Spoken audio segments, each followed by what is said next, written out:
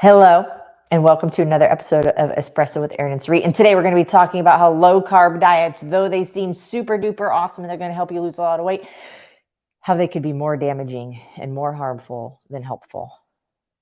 This is going to be a good episode if you are the one that will go to a low-carb, low-sugar type of nutrition structure when you want to lose weight. And if you haven't noticed, it's today's Espresso with Erin and Sarit and King Boogie with a capital K and a capital B. King Boogie. Let me hear you say it. I think we're not connected to Facebook, so whoopsie daisy. You're gonna have to join us on YouTube. That's amazing. Aside from that, I would like to say something, everybody. yes, please, sir. I have been told before that I look like a whole carb. You have been told that you look like a whole carb. So I figured no better time to join than Carb Show. He does. He's a potato. Look at him. He's a whole sack of potatoes. So my first question... He is a rude sack of potatoes. My first question for the audience, I stole the mic from Mama S, as a matter of fact. Okay, great. Let's hear it. I have a question. It's important. Speaking about carbs. What's your favorite one? Would you rather regular potato or sweet potato? Boogie, are you a regular potato or are you a sweetie potato? I'm a sweetie potato. Of course. I am a very sweetie potato. I would love to know from you guys, Pond Chat. If you are Pond Chat today, which potato would you rather have? A regular potato or a sweet potato? Boogie, if you're a sweet potato, I'd rather have a sweet potato. Wow. Yeah, you're a handsome potato too. Thank you. Yeah, you're welcome. Okay, so Mama S is gonna steal over the mic now. Yep. Thank you, Boogie. That was so good and so generous of you. Hey, by the way, if y'all are watching on YouTube and you're in our Facebook group, can you grab the link to this video and share it over in the Facebook group? Because for some reason the streaming platform got disconnected, so it's not showing up on Facebook, unfortunately, but we roll with the punches. So if you guys could help out your fellow ES Army members and pop a link over there so that they can join us, that would be, thank you. So Boogie has already shown you that carbs are actually good for you. Not only for your soul, but also for your health. Okay, because otherwise he wouldn't be here today. And look how sweet he is. So, for some reason, carbs get this bad rap. And, if there is any emotion around carbs or any fear of carbs, by the way, if you are fearful of carbs, or if you do not trust yourself when it comes to carbs, just go ahead and drop an F so that we can see you in the chat.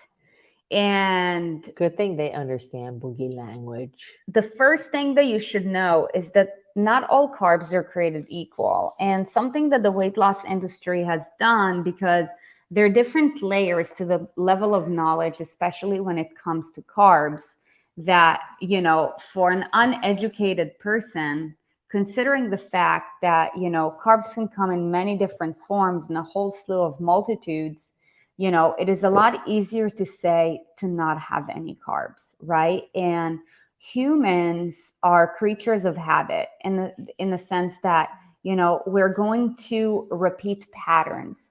So let's say if, the first time we got ourselves on a diet or lost some weight, maybe we did, as a matter of fact, I would love to know from you guys, like the first time you told yourself, oh yeah, I'm going to go on a diet or I'm going to lose some weight. Like what did you do? And I want to see that so that we can see what sort of carb restriction, like did you get most attached to emotionally? Because this pattern can actually dictate your long-term trajectory.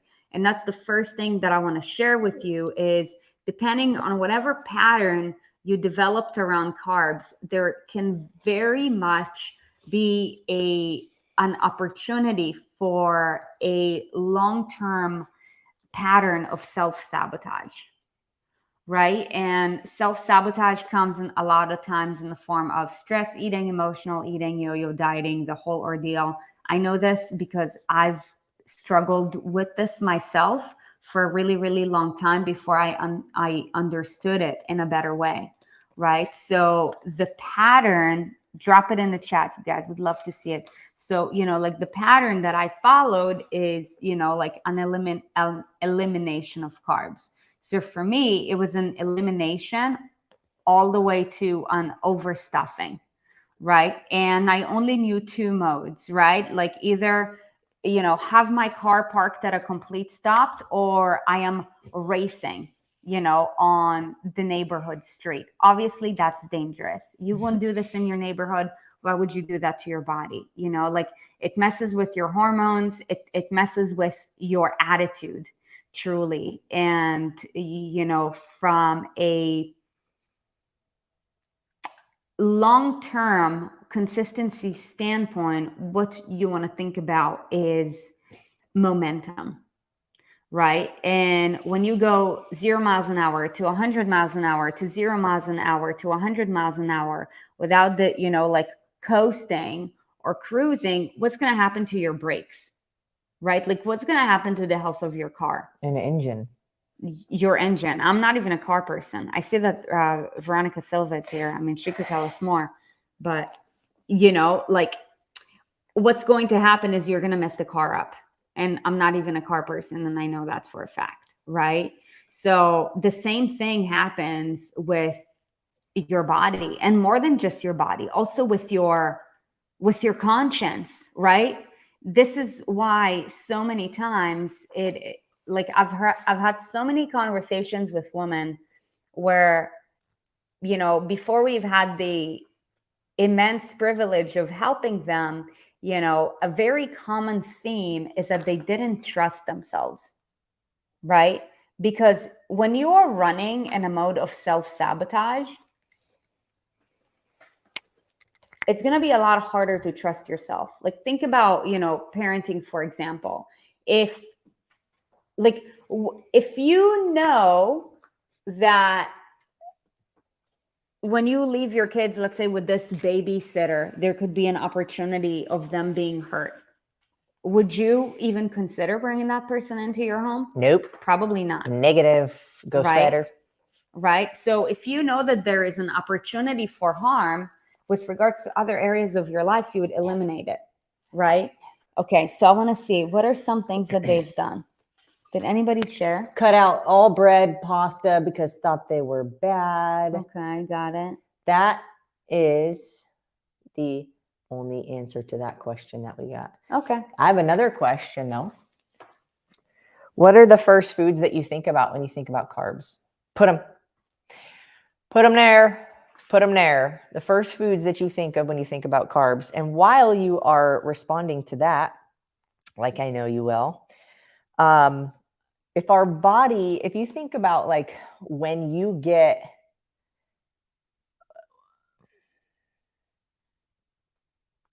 why do we get thirsty? Like, why do we get thirsty? Speaking about thirsty. Yeah, you thirsty? Yeah. She's thirsty.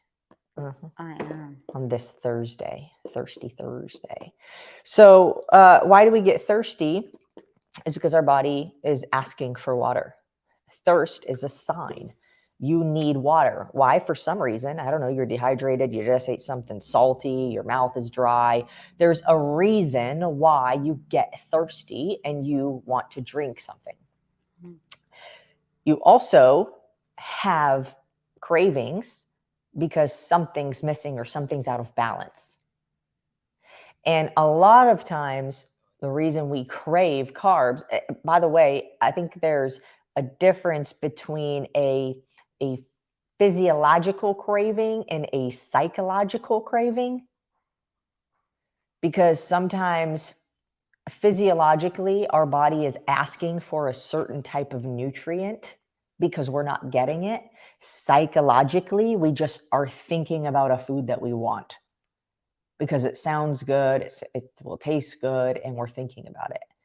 So I think that, and I don't know the science behind any of that, but I think there is a difference physiologically, meaning your body is actually wanting something, so you will crave it, versus, oh, I saw a commercial for pizza and now I want pizza, right?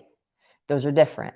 And if you are restricting yourself from a nutrient like carbs that your body needs, like water when you get thirsty, it's going to ask for it. It's going to ask for it in the form of a craving. So if you have a hard time with cravings, not because you saw something on TV or because when you walk into a movie theater, it smells like popcorn and now you're like, all of a sudden I want popcorn. It's a good question to ask is, have I been depriving myself of something that is a nutrient that my body needs to live, to survive, to function optimally, to operate? And then to go from there. The other thing about, like you had mentioned too, with carbs is when we stop, go, we actually are hurting the way that our body can digest and absorb and process carbs. So then when we are eating any kind of food, by the way, so then when we are eating them, our body doesn't metabolize it as fast. Your metabolism slows down. So first thing that you guys think about when you think about carbs, and there's a reason I asked this question, but I have rice, I have bread, I have pasta, I have my tortilla, I have pasta, I have corn, potatoes, bread, pasta, rice, oats, cereal. Okay. Doesn't chocolate count? Yes. Is chocolate as a carb? 100%.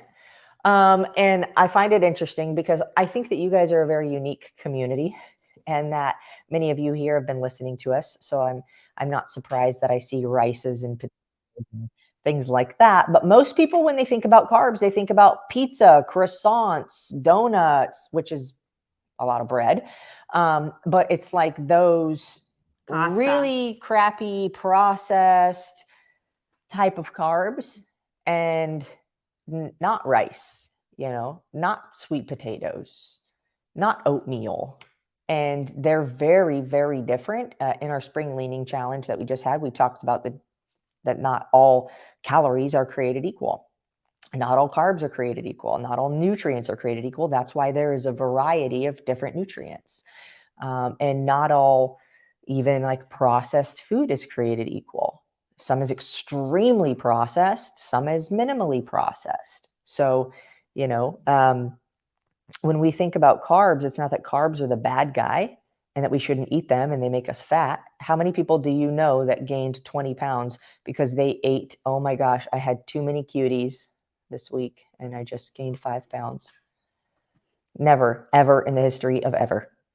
So, or I ate too many blueberries. Yeah. And so there's that. The other thing about carbs that I think is good to be mindful of is drinking them versus eating them. Because you can have apple juice is not the same as an apple. Let's talk about why that's the case. 100%. And most apple juices will be processed. There's going to be other shit in them. There's going to be sugar added to it. There's going to be all this other stuff. Even if you have like a good apple juice, you still are not getting the same amount of fiber from all the skin, from chewing it, from having it whole. You're not getting the same level of satisfaction or satiation. I think that's how you would pronounce that, as you would if you were to eat it. Is there any other reasons? Well, also the glycemic index is a lot higher, right? So, like, let's just compare, like just apple juice in comparison to an apple. The concentration of sugar is going to be a lot higher because, in juice, like the fiber is taken away and it's basically just, like the sugar with the water, what's going to happen is that, like the higher the sugar levels, the more insulin levels rise up, right? And the higher the insulin levels are, the opposite effect happens when it comes to, like weight loss. So if you want to manage your weight or lose weight, you want to make sure that your insulin levels are as stable as possible. That's why I'm not about to refer to diabetes type 1, because that's a completely different situation. With regards, like people who develop diabetes type 2, also happen to be overweight. The body works together. You know what I mean? And now, aside from the fact that most apple juices out there, have more stuff than just apples. As a matter of fact, let me just do research real quick. Okay, while you're researching, I'm just going to look at Welch's apple juice. You research and I talk. So the other thing about, there's a time and a place for everything. So it's not to say that you can never have an apple juice. There's a time and a place for it. But let's say you want to use a juicer and you put an apple through that sucker. It's your apple. You juiced it. There's no added sugars. It literally just from the apple. Okay. You're still taking fiber out, but that doesn't mean that that is also bad. There's just a time and a place. And most people do not live in the time or place to need that. I will say the first thing that I can think of, the first reason why I can think of why that would be beneficial, because when you juice it, even if you juice the apple and it's good and it's clean and all of that, it's still broken down now even more. And your body is going to go through that same amount of fuel a lot quicker. Your insulin level is going to spike. Now, let's say you just got done with a marathon. Great. Your body probably needs it and it needs it quick. No problem. Let's say like I'm competing this weekend in a CrossFit event. That would be a good time and place for me to have a juice. It's quick. It's not heavy. My body needs it because I just exhausted and depleted energy stores. There's a time and a place. So I only say that to say, don't take everything with a grain of salt and recognize that just because we say, oh, this isn't going to be good for weight loss, doesn't mean that it's never good or it's evil or, you should never do it. Never is a very long time. Yeah. Okay. What have we researched? Oh, my beautiful carb. My carb is falling here, off. Mr. Carb. This is my Mr. favorite Sweetie carb. Potato. So yeah, Welch's 100% apple juice. I don't know if they so the first thing to know, and this is what, like, this is the difference between like like you took a juicer and you took your apple and you freshly squeezed it. The first ingredient, okay, is Boogie. What's happening? Not comfortable. Not comfortable. No. Oh God. Do you need help? Yeah. So I saw it. It said apple juice from concentrate. Here, apple juice from concentrate, yes. which is filtered water and apple juice concentrate. Right. So then the next one is an acid. Vitamin C and then malic acid for tartness. Right. So there's a difference between apple juice and apple juice from concentrate. But they say non-GMO, made in and USA, that's exactly why, like, it's got 53 grams of sugar in one freaking cup. No high fructose corn syrup, though. No preservatives, no artificial colors, no artificial flavors, no artificial sweeteners. True. But what it doesn't say is you should not have this if you have diabetes. You should not have this if you're overweight. You are at risk if you have this and you have trouble with your insulin. Yeah. It says all the good things, which is good, which is just why we do these videos, so that you can have the knowledge and the understanding of, okay, let me look a little deeper, because only 3 ingredients. I mean, So that is a juice that's like considered to be 100% natural. Keep in mind, like first ingredient is the concentrate, right? It's like the difference between drinking condensed milk and, like whole milk. Completely different conversation, right? So the sugar levels are going to be higher, and, you want to keep that in mind. And, other than that, most juices out there are not 100% like all natural. You know what carbs I had today? Let me just finish this thought. No problem.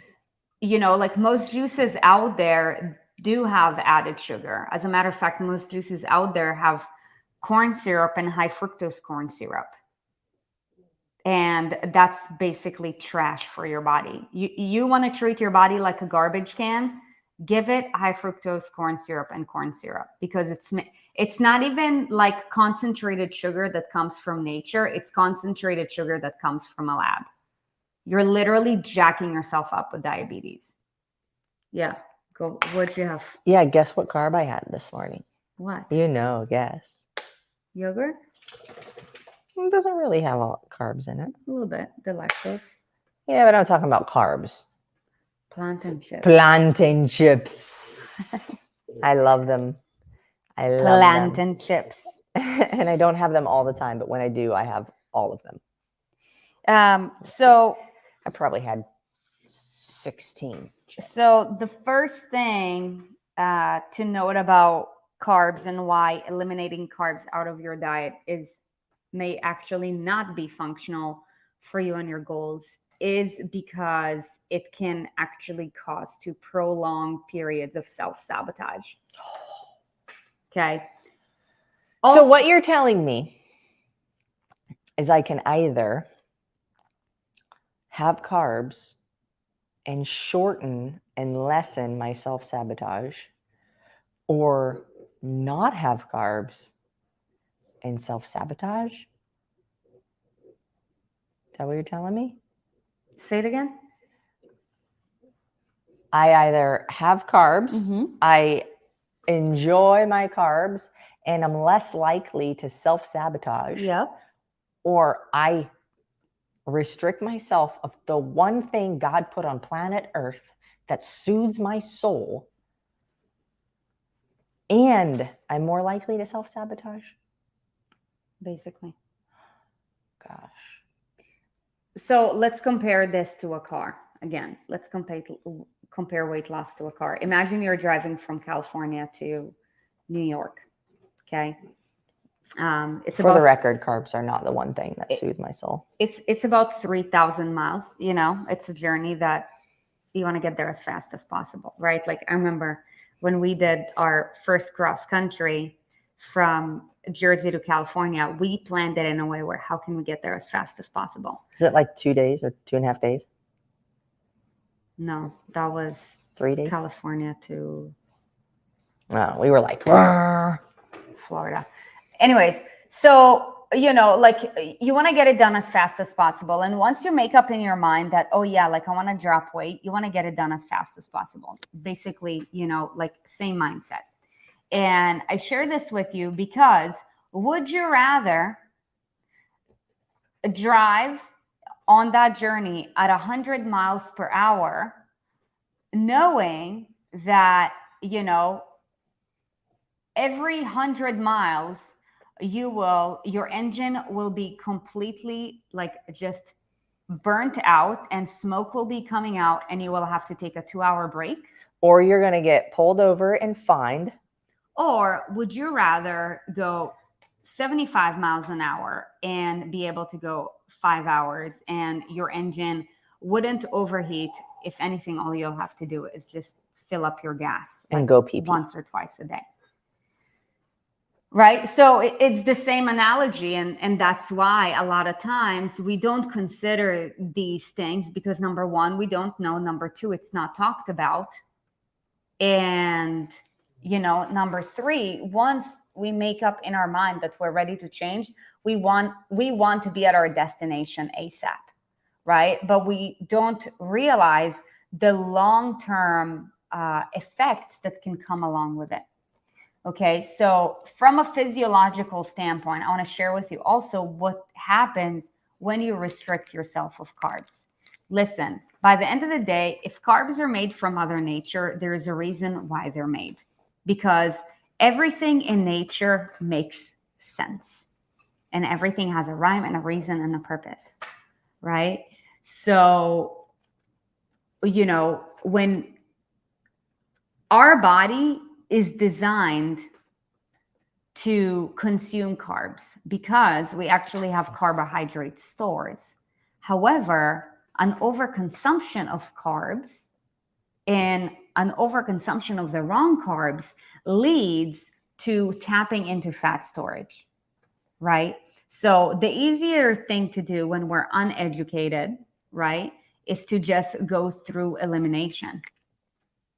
However, if we do have carbohydrate stores, then why eliminate something that your body actually needs? If it didn't need it, it wouldn't be stored. This is why, as a matter of fact, like if you think about, you know, like using your body for performance, think about athletes. There's a reason why you'll see athletes eat carbs, because the body needs it. It's just most people don't understand it. So when we deplete our stores over a prolonged period of time, what we're actually doing is we're sending signals to the brain that, hey, storage is depleted, like prepare for winter. Storage is depleted, prepare for winter. Like, think about that. So what do we do when we prepare for winter? Oh shit, winter is coming. Food's gonna be scarce. I'll tell you what happened when I was a kid. Right. I would hold my arms out like this, and my parents would load my arms up with a bunch of wood and would stockpile it. Your body does the same thing with food. And let me save it. Right? Like Let me save it. If you deprive your stores, your body's going to be like, oh shit, the storage compartment is empty. Let's reserves. And what are reserves of energy? It's fat.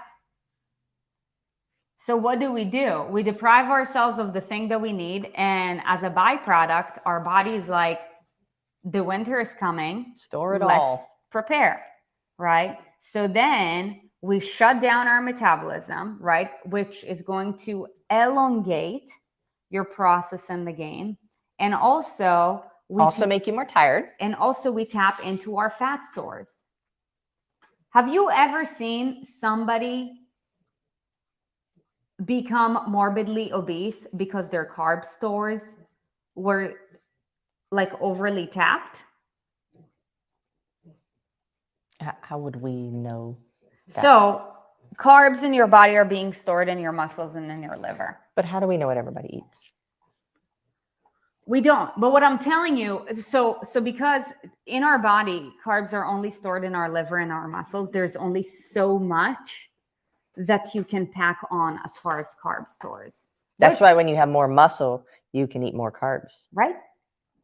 Just saying, start lifting, bro. Right. So the point is like the question that we need to ask ourselves, because the quality of our questions will determine the quality of our results, is rather than, you know, like instead of asking ourselves, oh, I wonder how long I can go without carbs, to, you know, like what types of carbs do I need to eat, and what's the amount of carbs that I need to eat to sustain my body and whatever my goals are.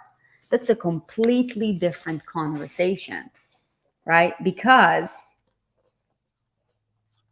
it is, your carb stores can only store so much. However, if you overdo your carb stores, then we tap into another storage compartment, which is your fat storage. But I'm telling you, carbs are not the culprit. It's how we manipulate carbs, or our lack of understanding of how to manipulate carbs, that is the real issue. And also the fact that the food industry does not make it any simpler, because the food industry like continues to create more man-made carbs that, you know, like are unknown, right? So we can have all the right intentions in the world. However, if we don't know our shit, we could be, you know, thinking to ourselves, oh my gosh, like I'm low in calories, or oh my gosh, like I'm so dialed in with my macros. Meanwhile, like, okay, you jacked up your insulin levels today. Your metabolism is going to be out of whack either way, right? So it's super important to understand that, because physiologically, like, You have a table. I put a table the next to the you. quality of, you know, raw material that you provide your body is going to determine what's going to come out of it, right? I want to share one more thing. So when you said there's something that could be confusing that you said, which is when we deplete our body of carb stores, then it goes to use fat, which is true. Mm-hmm. So that is why, though, people think, oh, if I just don't eat carbs, then my body will use the fat stores, which scientifically is true. However, if we're not putting carbs in, then the body's metabolism will slow down and you will not utilize carbs as quickly when you do eat them. So imagine, okay, if my body wants carbs and I restrict it for a while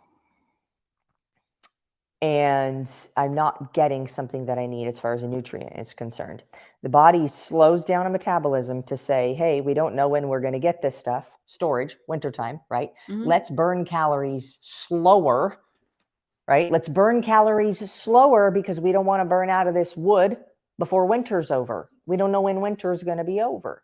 So your metabolism slows down. And then what happens is you have cravings. So then you have cravings and then you eat a bunch of carbs and your body has not sped up the process of burning off the calories yet. So now what it does is say, yay, we just got a bunch more wood in case winter lasts longer. Yeah. Let's hold on to it Mm-hmm. in case we need to make some fire, Yep. right? In case the winter lasts longer. So it's the lack of consistency that really screws us up, because we go, no carbs, a lot of carbs, no carbs, a lot of carbs. And then there's this confusion. Yeah. And the more your body is confused, the less it trusts you, right? So the longer it's going to take it to actually adapt, right? So, you know, and then from a big picture, you know, weight loss standpoint, it can stall your results, because this repeated pattern is going to lead to your body actually, you know, like taking more time to build trust, like we just talked about, because it is going to expect that, you know, like every time you go into the pattern of stop and go, it's like, oh, wait, but I know what's going to happen next, because I've been through this already 100 times. So let's continue doing what we've been doing, because the same thing is going to happen anyways. And I know that the winter is coming. Here's the truth. Like, our body is smarter than us. Our body has evolved over literally millions and millions of years. You're literally, like, you have the most incredible machine. The reason why, you know, if you feel like your body is out of whack, your body is misaligned, it's because you've exposed it to the wrong habits, right? Like, the operating system that's been operating the body has been giving it the wrong commands, right? So, I mean, systems are broken, right? Systems need to be fixed. And, you know, like, we got to clean up the mess. Your body does want to fall in place. Your body does want to feel good. It does. Now, of course, every once in a while, there's always super freak accidents, right? So we're not talking about that. We're talking about the general consensus, right? Like, the fact that right now we're heading into a trend of almost 50% of this country is considered to be morbidly obese. It's not because there is something wrong with our genetic code. Because if you look at our ancestors, they were all freaking beasts, jacked up beasts. it's Why do we look like slouchy, grouchy, overweight, like humans right now? It's the compound effect of nurture in a non-helpful direction. Yeah. So what we learn from our parents, is usually what we end up teaching our kids, whether we want to or not. And not just that. And it's also like, what's the school system teaching us, right? Because unless we're very mindful of who we are and why we operate the way we do, and we do the hard internal work to shift that. Otherwise, history repeats itself. Yeah. So, there's lots of work to do. And thank you for investing your time and energy and continuing to educate yourself, right? So that you can hopefully lead yourself with better patterns, and also let that transfer over to your kids, right? So that your kids from a young age don't have to overconsume like high fructose corn syrup and get diabetes by the time they're 12, but rather, like start out young and like enhance and expand their life rather than shorten it. Because what's happening in society right now, we're actually being taught on how to shorten our lives so that we can become more dependent on medications as consumers, right? When your life is dependent on something, you will do anything to stay alive, right? And that's the plan, right? So the good news is that we get to choose every single day, and every single day we have a brand new opportunity. So, we hope you found value in this. And if you know someone who will benefit from this, please, spread the love, share the love. That's all we ask, right? This is the gift that keeps on giving. And the only way for us to be able to change our community is to start within our home. The only way we can change our home is to start with ourselves. We are the leaders. And by the end of the day, it all comes down to us. If it's up to anybody, it's up to me. So go take care of your body today. Go take care of yourself today, and go be the change that the world needs to hear and see. See ya. Bye.